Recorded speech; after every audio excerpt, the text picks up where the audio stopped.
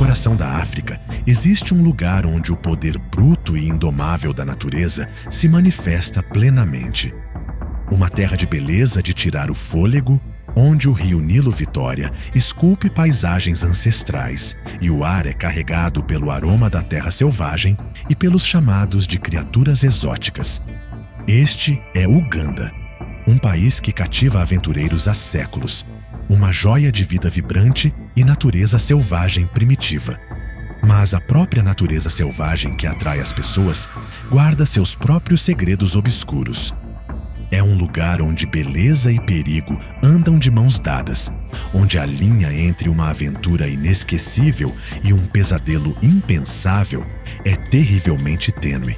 E no vasto e indiferente silêncio desta natureza selvagem, uma história se desenrolou que continua a gelar o sangue e desafiar qualquer explicação. Esta é a história de uma jovem que chegou a Uganda com o coração cheio de sonhos, apenas para desaparecer no ar. Uma médica residente holandesa de 21 anos chamada Sophia Coetzee, que, em outubro de 2015, se afastou de seu acampamento de safari por apenas alguns instantes e nunca mais foi vista. As autoridades locais rapidamente encerraram o caso, oferecendo uma explicação simples e conveniente. Ela foi vítima de um trágico ataque animal, mais uma alma reivindicada pela natureza. Mas as evidências deixadas para trás, um rastro de pistas bizarras e perturbadoras, contam uma história diferente. Uma história muito mais sombria, muito mais complexa e muito mais sinistra do que um simples acidente. É uma história de evidências encenadas, um muro de silêncio oficial, DNA desconhecido e a busca incansável e angustiante de uma mãe por uma verdade que alguém, em algum lugar, está desesperadamente tentando manter enterrada. Então, acomode-se e prepare-se para questionar tudo o que lhe for dito, porque esta noite viajaremos ao cerne de um mistério onde o predador mais perigoso pode nem ter sido um animal. Sophia Isabella Frederica Coetzee foi uma centelha de vida. Nascida na pitoresca cidade de Amsterdã em 2 de abril de 1994, Sophia era a vibrante filha do meio de Gerard Coetzee e Maria Kerman. Desde o início, Sophia possuía uma energia magnética. Aqueles que a conheceram pintam o retrato de uma jovem mulher que não era apenas notavelmente inteligente, mas efervescentemente extrovertida, com uma capacidade de empatia que parecia ilimitada. Ela tinha alma de artista, tendo passado anos na escola de teatro jovem de Amsterdã, onde sua paixão pelo palco floresceu.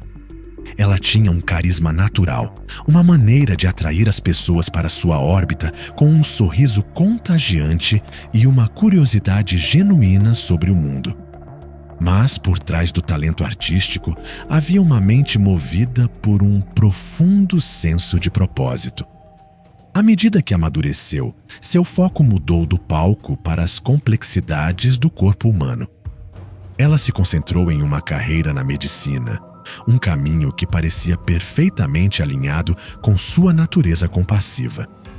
No entanto, ela nunca foi do tipo que se limitava a uma única atividade. Sua energia exigia uma válvula de escape, e ela a encontrou no esporte. Ela era um turbilhão de atividades, fosse na quadra de basquete, manobrando habilmente um taco de hóquei, ou sentindo o ritmo dos próprios pés enquanto corria pelo famoso Vondelpark em Amsterdã. Ela era, segundo todos os relatos, uma jovem que abraçava a vida de braços abertos, ansiosa para experimentar tudo o que ela tinha a oferecer. Aos 21 anos, Sophia era uma estudante de medicina à beira de um futuro brilhante. Ela era a personificação da disciplina e da ambição, equilibrando habilmente as rigorosas exigências dos estudos com uma série de empregos de meio período, fazendo de tudo, desde distribuir panfletos até cuidar de crianças, para alimentar sua independência. Seu objetivo final era se especializar em medicina tropical. Foi uma escolha de carreira que encapsulava perfeitamente as duas forças motrizes de sua vida. seu profundo desejo de cura e sua insaciável sede de viajar. Ela não se contentava em simplesmente ler sobre o mundo nos livros. Queria sentir seu pulso, mergulhar em suas diversas culturas e oferecer suas habilidades onde elas eram mais necessárias. Foi esse espírito aventureiro que a levou a Uganda em agosto de 2015. Um estágio de 8 semanas no Hospital Lubaga, na movimentada capital Kampala, foi mais do que um requisito para seu diploma. Foi a aventura de uma vida. Foi uma oportunidade de sair da sua zona de conforto, testar os seus conhecimentos num ambiente desafiador e conectar-se com pessoas de um mundo distante. Para Sofia, foi um sonho tornado realidade. Desde o momento em que chegou, mergulhou de cabeça na experiência. Morava no campus da IESEC em Kampala, partilhando um edifício com uma dúzia de outros estudantes internacionais, um polo caótico e vibrante de energia juvenil.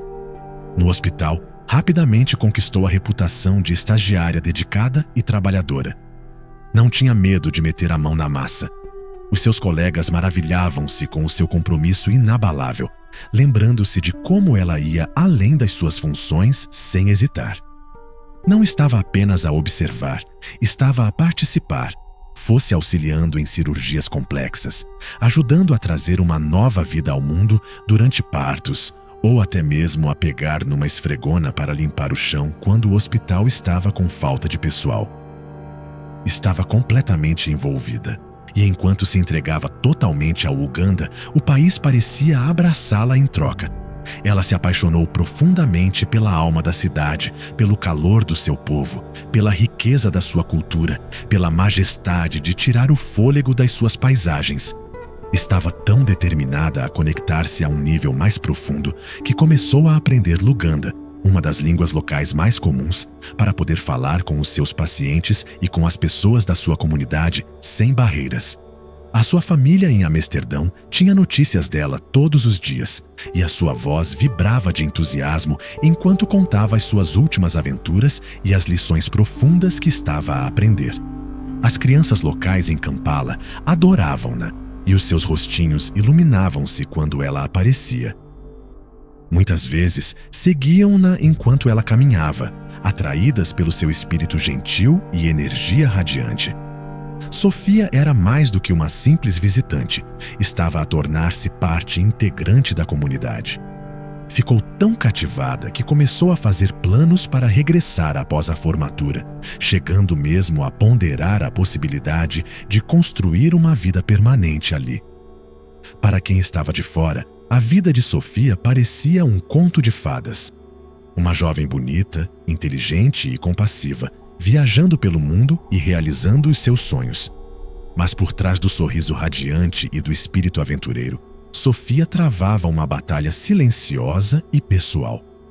Aos 16 anos, foi diagnosticada com um transtorno bipolar. Era uma condição que lançava uma longa sombra sobre sua vida, trazendo consigo episódios turbulentos de altos intensos e baixos devastadores. Criava um turbilhão de impulsividade e volatilidade emocional que exigia um gerenciamento constante e cuidadoso. Embora sua família e amigos mais próximos estivessem cientes de sua luta e formassem uma rede de apoio vital, era uma parte de si mesma que ela mantinha escondida do mundo exterior. Por meio de um regime cuidadosamente administrado de medicação e terapia, ela navegou pelos desafios de sua condição, esforçando-se para viver uma vida o mais normal possível. Na maioria das vezes, ela conseguia isso maravilhosamente. Mas esse detalhe profundamente pessoal, essa vulnerabilidade oculta, mais tarde se tornaria uma peça crucial e tragicamente confusa no quebra-cabeça de seu desaparecimento. Seu estágio de 8 semanas terminou em 22 de outubro de 2015. Mas Sofia não estava pronta para se despedir. 2 meses apenas aguçaram seu apetite pelas maravilhas de Uganda. Ela sentiu uma forte atração por ver mais, por vivenciar o coração selvagem do país antes de retornar ao mundo estruturado de seus estudos em Amsterdã. decidiu estender sua estadia por mais 2 semanas, planejando um safari turístico para explorar a famosa beleza natural do país. Em 23 de outubro, ela embarcou em sua aventura, não sozinha, mas com outros 2 estudantes holandeses e um motorista local que também serviu como guia. Por questões de privacidade que só aumentaram o mistério, as identidades dessas 3 pessoas que passaram os últimos dias com Sofia nunca foram divulgadas. Elas permanecem sombras em uma história que precisa desesperadamente de luz. O itinerário planejado era ambicioso, uma viagem relâmpago de 5 dias por alguns dos destinos mais icônicos de Uganda. Eles viajaram por Fort Portal, Parque Nacional do Vale de Kidepo, Gulu e Pakwash, cada parada um novo capítulo em sua aventura africana. Seu destino final foi a joia da coroa do sistema de parques de Uganda, o Parque Nacional das Cataratas de Murchison. As Cataratas de Murchison são um lugar de escala e poder impressionantes. É o maior parque do país, um santuário de savana, bosques e pântanos. É mais famoso por sua cachoeira espetacular, onde todo o volume do rio Nilo Vitória é forçado a atravessar um estreito desfiladeiro de 7 metros, explodindo em uma torrente de névoa e fúria. O parque é repleto de vida selvagem, um lugar onde você pode testemunhar o drama primordial da vida e da morte se desenrolar todos os dias. Leões espreitam pela grama alta, manadas de elefantes se movem como gigantes gentis pelas planícies, e as águas turvas do rio escondem a paciência mortal dos crocodilos e o poder brutal dos hipopótamos. É um paraíso para os amantes da natureza, mas também é um lugar que exige respeito, um lugar onde um único passo em falso pode ser fatal. Em 28 de outubro, após um passeio panorâmico de barco pelo Nilo Vitória, o grupo chegou ao parque por volta do meio-dia. Eles seguiram para o Centro de Educação Estudantil da Autoridade de Vida Selvagem de Uganda, onde planejavam se hospedar durante a noite. O centro não era um resort de luxo. Era básico e funcional, projetado para estudantes e pesquisadores. Consistia em cabanas simples, algumas áreas comuns e um bloco de latrinas localizado a uma curta caminhada dos prédios principais. Era um posto avançado rústico à beira de uma vasta área selvagem. Quando o sol da tarde começou a se pôr no horizonte, projetando longas sombras sobre o acampamento, o grupo começou a desfazer as malas. Eram por volta das 18h30. O ar estava esfriando e o céu começava a ficar vermelho com as cores do crepúsculo. Sofia, carregando uma pequena garrafa de água vazia que costumava usar para coletar lixo, disse aos seus companheiros que estava indo para as latrinas. Um membro da equipe do acampamento se lembraria mais tarde de tê-la visto parada perto do bloco de latrinas, sem entrar, mas simplesmente parada ali, com um olhar pensativo. Seu olhar, disse ele, estava voltado para o rio Nilo Vitória, suas águas brilhando na luz que se esvaía, a cerca de 600 metros do acampamento. Foi um momento fugaz e banal. Uma jovem, perdida em pensamentos, silhuetada contra um pôr do sol africano. Foi também a última vez que alguém viu Sofia Coetzee. Os minutos se estenderam por 15 minutos. Seus companheiros, terminando de desfazer as malas, perceberam que ela não havia retornado. Uma pontada de aborrecimento, talvez, se transformou em uma pontada de preocupação. Eles caminharam até as latrinas e a chamaram. A única resposta foi o canto dos grilos e o estrondo distante das cachoeiras. Ela não estava lá. Seus chamados ficaram mais altos, mais urgentes, à medida que começaram a procurar nas imediações do acampamento. Mas Sofia havia desaparecido. Era como se a terra tivesse se aberto e a engolido inteira. O pânico se instalou. Apenas 15 minutos depois de perceberem o desaparecimento dela, alertaram os guardas florestais locais. Uma busca foi iniciada imediatamente, uma corrida frenética contra a noite que se aproximava. Mas a escuridão era uma inimiga formidável, engolindo os fachos de suas lanternas, transformando formas familiares em sombras monstruosas. Os guardas florestais varriam a área ao redor do acampamento. suas vozes cortando a noite, chamando seu nome na vasta e silenciosa natureza. Em uma tentativa desesperada e angustiante de guiá-la de volta, suas amigas entraram no veículo, colocaram sua música favorita, Isabela, de Salt e Sol, e a tocaram repetidamente, a melodia esperançosa se dissipando na escuridão opressiva, uma prece frágil enviada ao vazio. Não houve resposta. Às 21h, com a busca não resultando em nada, além de uma sensação cada vez mais profunda de pavor, uma de suas amigas fez o telefonema mais difícil que se possa imaginar. Ela conseguiu entrar em contato com a mãe de Sofia, Maria Coetzee, na Holanda. As palavras que viajaram por continentes eram o pior pesadelo de qualquer pai. Sua filha está desaparecida. Maria, que havia visitado Sofia recentemente em Kampala, foi lançada em um turbilhão de medo e descrença. Seu mundo parou de girar. Naquele momento de terror paralisante, seus instintos maternais assumiram o controle. Ela imediatamente começou a tomar providências para voar até Uganda e encontrar sua filha. Na manhã seguinte, 29 de outubro, com o nascer do sol sobre as cataratas de Murchison, a busca se intensificou drasticamente. Aos poucos, guardas florestais da noite anterior juntou-se agora à polícia local e até mesmo unidades do exército ugandense. A área de busca se expandiu, uma rede de esperança e desespero se espalhando a partir do centro estudantil. Foi então que encontraram a primeira pista. Perto da margem norte do Nilo Vitória, a cerca de 5 metros da beira da água, estava a pequena garrafa d'água que Sofia carregava. Mas essa descoberta, em vez de esclarecer a situação, apenas aprofundou ainda mais o mistério. Por que estava ali? Teria ela caminhado os 600 metros traiçoeiros do acampamento até o rio sob a luz fraca? As margens do Nilo Vitória são notoriamente perigosas, um excelente local de caça para os predadores do rio, especialmente ao cair da noite. A teoria que começou a se formar na mente das autoridades ugandenses era simples e sombria. Sofia havia vagado até o rio e sido levada por um animal. Era uma explicação clara e trágica, mas com o passar dos dias, era uma explicação que começaria a se desfazer, fio por fio. 40 horas. Por quase 2 dias inteiros, Sofia estivera desaparecida.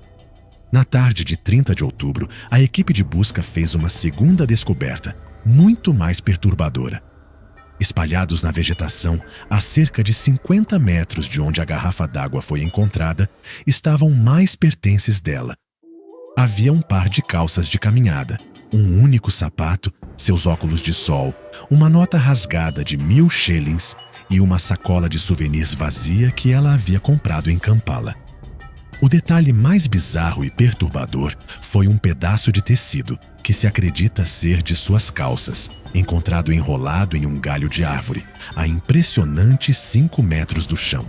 A cena estava profundamente equivocada. Os itens estavam espalhados, mas não de uma forma que sugerisse um ataque animal violento e caótico. Não havia sangue, não havia marcas de arrasto, não havia sinais de luta. As perguntas surgiam rapidamente. Como um pedaço de suas calças foi parar a 5 metros de altura em uma árvore? Por que seus pertences estavam espalhados por uma área tão ampla, sem nenhuma evidência forense de um encontro violento? E talvez a inconsistência mais gritante de todas. Os guardas locais que vasculharam aquela mesma área no primeiro dia de busca juraram que aqueles itens não estavam lá. Eles simplesmente apareceram 40 horas depois de seu desaparecimento. A suspeita imediata e assustadora foi de que a cena havia sido encenada, que os itens haviam sido plantados ali posteriormente, um ato deliberado e calculado de engano, projetado para criar a ilusão de um ataque animal. A narrativa oficial já começava a ruir. Thomas Cohen, um especialista em sobrevivência e investigador holandês que posteriormente examinou as evidências, foi inequívoco em sua avaliação. As calças, concluiu ele, pareciam ter sido deliberadamente cortadas com uma faca e depois rasgadas, e não rasgadas e desfiadas pelos dentes e garras de um predador.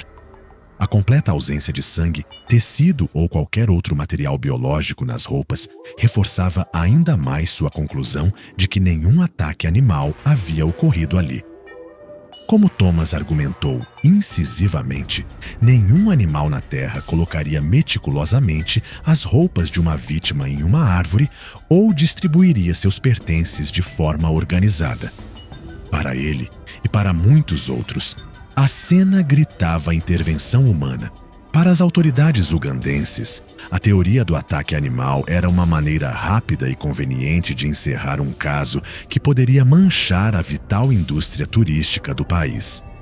Um acidente era muito menos prejudicial do que um crime, mas as evidências, ou melhor, a flagrante falta delas, revelavam algo muito mais calculado. Ninguém no acampamento ouvira um grito. Não foram encontradas pegadas de animais no local onde seus pertences foram descobertos. O terreno entre o centro estudantil e o rio era uma mistura traiçoeira de terreno irregular e vegetação densa. Para Sofia, uma estrangeira desconhecida da paisagem, navegar sozinha no escuro, sem uma lanterna, teria sido um feito monumental, se não impossível. À medida que a teoria oficial se desfazia, a investigação começou a se voltar para si mesma, concentrando-se na própria Sofia e na batalha oculta que ela vinha travando. Seu diagnóstico de transtorno bipolar, antes um assunto privado, tornou-se um elemento central do caso. Seus companheiros de safari apresentaram detalhes inquietantes sobre seu comportamento nos dias que antecederam seu desaparecimento. Eles relataram que por volta de 26 de outubro, apenas 2 dias antes de chegarem a Murchison Falls, o comportamento de Sofia começou a mudar. Ela começou a dormir menos, a falar sem parar, suas palavras saindo em uma onda de energia maníaca. Ela começou a se envolver em comportamentos de risco, ficando acordada até tarde perto da fogueira e, segundo um relato, possivelmente danificando cadeiras. Suas ações criaram uma tensão palpável dentro do pequeno grupo. Seus amigos ficaram tão preocupados que consideraram ligar para sua mãe, Maria, mas Sofia implorou para que não ligassem, e eles concordaram, relutantemente. O guia turístico, na esperança de apaziguar a situação, teria alterado o itinerário, escolhendo destinos mais calmos para tentar acalmar o estado de agitação dela. Por um tempo, pareceu funcionar. Mas, ao chegarem a Murchison Falls, o comportamento dela, que aparentemente havia se estabilizado, tornou-se errático novamente, desta vez com uma intensidade renovada e assustadora. A teoria que surgiu foi que seu estado maníaco a havia tornado perigosamente vulnerável. Talvez sua impulsividade e seu julgamento prejudicado a tivessem levado a se afastar do acampamento sozinha. Ou, mais assustadoramente, talvez a tenham tornado excessivamente confiante e crédula, levando-a a depositar sua fé na pessoa errada. A saúde mental de Sofia adicionou uma camada incrivelmente complexa e trágica ao mistério.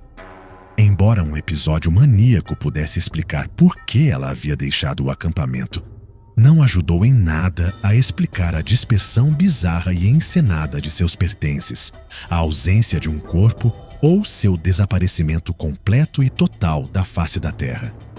Sua família foi inflexível. Embora enfrentasse dificuldades, ela nunca havia feito nada parecido antes. Era uma lutadora, uma sobrevivente, e não tinha a menor intenção de desistir da vida que construía com tanta paixão.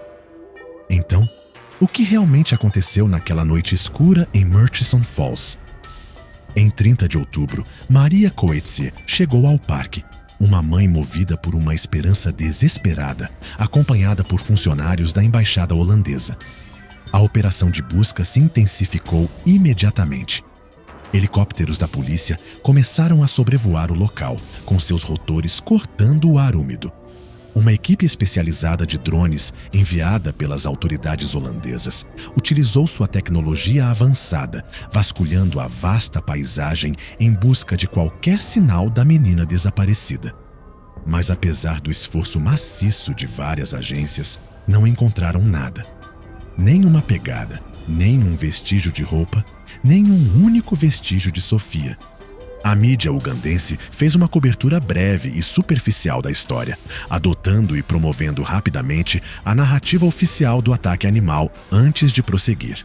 O caso, para eles, estava encerrado. Na Holanda, no entanto, a história explodiu. A mídia holandesa cobriu o caso intensamente, recusando-se a aceitar a explicação simples, levantando uma enxurrada de perguntas e explorando todas as possibilidades inquietantes. Para a família de Sofia e o público holandês, este não era um caso encerrado, era uma ferida aberta e sem resposta. E no centro de tudo estava Maria, uma mãe que se recusou a deixar sua filha ser esquecida. Ela não desistiu. Ela retornou a Uganda mais de 20 vezes, transformando-se de uma mãe enlutada em uma formidável investigadora particular. Ela conduziu incansavelmente suas próprias investigações, analisando relatórios oficiais e descobrindo uma série de inconsistências gritantes e omissões suspeitas. Em 2019, sua persistência rendeu uma pista crucial. Um oficial aposentado da Autoridade de Vida Selvagem de Uganda, chamado Steven Nsubuga, apresentou-se com uma declaração impressionante. Ele alegou que, na noite em que Sofia desapareceu, ele a viu interagindo com outro oficial da Autoridade de Vida Selvagem de Uganda no acampamento. Este segundo policial, quando interrogado, negou terminantemente ter tido qualquer contato com ela e, inexplicavelmente, nunca foi interrogado formalmente pelas autoridades investigadoras. Maria também desenterrou outro fato profundamente preocupante que nunca havia sido divulgado na investigação inicial.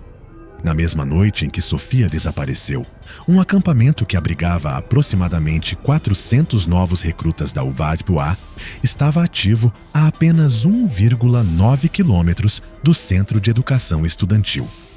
Com centenas de homens tão próximos, a dúvida se seus álibis haviam sido devidamente verificados pairava no ar. Todos os pertences recuperados de Sofia foram finalmente enviados para a Holanda para uma análise forense meticulosa. Os resultados foram bombásticos. Testes de DNA confirmaram que os itens pertenciam a ela, mas também revelaram algo mais, algo que abalou a narrativa da vítima solitária: a presença de DNA masculino desconhecido. Esta foi a primeira evidência científica concreta apontando para o envolvimento de outra pessoa. Mudou o foco de um acidente trágico para a possibilidade aterrorizante de um ato criminoso, um sequestro ou algo pior. Com tantas pessoas nas imediações, a aparição encenada de seus pertences e a pressa das autoridades em julgar, o espectro de um encobrimento pairava sobre ela. Mas por quê? Seria para proteger um indivíduo culpado? Talvez alguém com conexões? Seria para evitar críticas sobre a segurança inadequada em um parque nacional? Ou seria simplesmente mais fácil culpar a natureza implacável do que caçar um monstro humano? Ao longo dos anos, as teorias se multiplicaram, cada uma mais assustadora que a anterior. A versão oficial do ataque animal foi quase universalmente desmascarada por especialistas independentes. A possibilidade de afogamento acidental ou simplesmente de se perder na mata fechada foi considerada. Mas sem gritos ouvidos, sem corpo recuperado do rio e sem restos mortais encontrados no parque, esses cenários parecem cada vez mais improváveis. As autoridades cogitaram brevemente a hipótese de automutilação, uma consequência trágica de um episódio bipolar. Mas sua família sempre rejeitou veementemente essa hipótese, pintando o quadro de uma jovem apaixonada pela vida, cheia de planos e sonhos para o futuro. A teoria de um desaparecimento voluntário, de que Sofia simplesmente escolheu abandonar sua vida, faz ainda menos sentido. ela era profundamente ligada à família e totalmente comprometida com seu exigente caminho na medicina. Abandonar tudo pelo qual havia trabalhado era completamente contrário ao seu caráter. Isso nos leva à teoria mais sombria e, para muitos, a mais plausível de todas: a de que Sofia foi vítima de um crime, provavelmente um sequestro ou um ato de tráfico de pessoas. Essa teoria se alinha assustadoramente com as evidências. A cena encenada de seus pertences, meticulosamente dispostos para enganar. A presença daquele DNA masculino desconhecido, uma assinatura fantasmagórica de um criminoso, e a suspeita falta de transparência das autoridades locais. O fato de não haver sinais de luta, nem sangue, nem mesmo pegadas claras, nem mesmo as dela, sugere um sequestro realizado com uma eficiência assustadora. Isso aponta para um predador que a pegou completamente desprevenida, talvez a atraindo para longe do acampamento sob um falso pretexto e, em seguida, a transportando para outro lugar. A ausência de rastros pode indicar alguém com profundo conhecimento do terreno, alguém habilidoso em se mover pela natureza sem deixar rastros. E isso nos traz de volta à realidade arrepiante dos 400 recrutas da UWA, treinando a pouco mais de 1 quilômetro de distância. Homens treinados exatamente nesse tipo de habilidade. O estado maníaco de Sofia pode tê-la tornado um alvo fácil e vulnerável para alguém com intenções predatórias. Sua família nunca parou de lutar. A busca incansável de Maria Coetzee pela verdade é uma prova do poder do amor de uma mãe. Ela arrecadou fundos, contratou investigadores particulares e pressionou constantemente as autoridades holandesas e ugandenses para evitar que o caso de sua filha esfriasse. Em 2019, seus esforços levaram o Ministério Público de Uganda a ordenar oficialmente uma nova investigação. Mas o progresso foi dolorosamente lento, prejudicado pela pandemia global e pelas eleições locais. Em 2021, Maria ainda pressionava por uma comparação direta de DNA entre o perfil masculino desconhecido e o segundo policial da UWA, que teria sido visto com Sofia, um teste que poderia limpar seu nome ou fornecer o avanço que o caso tanto precisa. O acontecimento mais recente ocorreu em junho de 2025, quando Michael Kajumba, o guia turístico que liderava o grupo de Sofia, finalmente foi a julgamento. O julgamento, no entanto, não foi pelo seu desaparecimento, mas por ela ter atuado como guia sem uma licença válida, um fator que as autoridades argumentaram que pode ter contribuído para a tragédia. Durante o julgamento, Steven Insubuga, o policial aposentado, testemunhou novamente. Ele alegou que Sofia e suas amigas haviam sido perturbadoras, tocando música alta, e que nas primeiras horas da manhã, Sofia havia sido vista batendo em painéis e até tentando atear fogo na grama, sinais claros de um grave episódio de saúde mental. Ele alegou que havia alertado o guia, Michael, para cancelar a viagem e levar Sofia a um hospital, mas que seu aviso foi ignorado. E poucas horas depois, ela havia desaparecido. Até hoje, este continua sendo o único julgamento conectado ao caso, um processo judicial que rondava a questão central e agonizante. Onde está Sofia? O mistério do que aconteceu com a brilhante e aventureira estudante de medicina de Amsterdã permanece sem solução. Sua família, liderada pela indomável Maria, continua sua luta por respostas, uma busca por uma verdade que esteve enterrada por anos sob camadas de engano, incompetência e o silêncio sufocante da natureza selvagem de Uganda. Agora, passo a palavra para vocês. O que vocês acreditam que aconteceu com Sofia Coetzee? Foi um acidente trágico, de 1 em 1 milhão. O caso de uma jovem vítima dos perigos da natureza, exatamente como as autoridades ugandenses alegaram? Ou as pistas bizarras, as evidências forjadas, o DNA desconhecido e o muro de silêncio oficial apontam para algo muito mais sinistro? Ela foi vítima de um crime terrível, sequestrada e silenciada por um predador que ainda anda livre? Contem suas teorias nos comentários abaixo. Bem, isso conclui o vídeo de hoje. Espero sinceramente que isso tenha dado a vocês uma visão valiosa de alguns dos casos mais negligenciados ao longo dos anos. Se você achou isso interessante, por favor, considere curtir, se inscrever e ativar as notificações para se manter atualizado e nos encorajar. Obrigado novamente pelo seu tempo e apoio. Tem mais novidades a caminho, então fique ligado.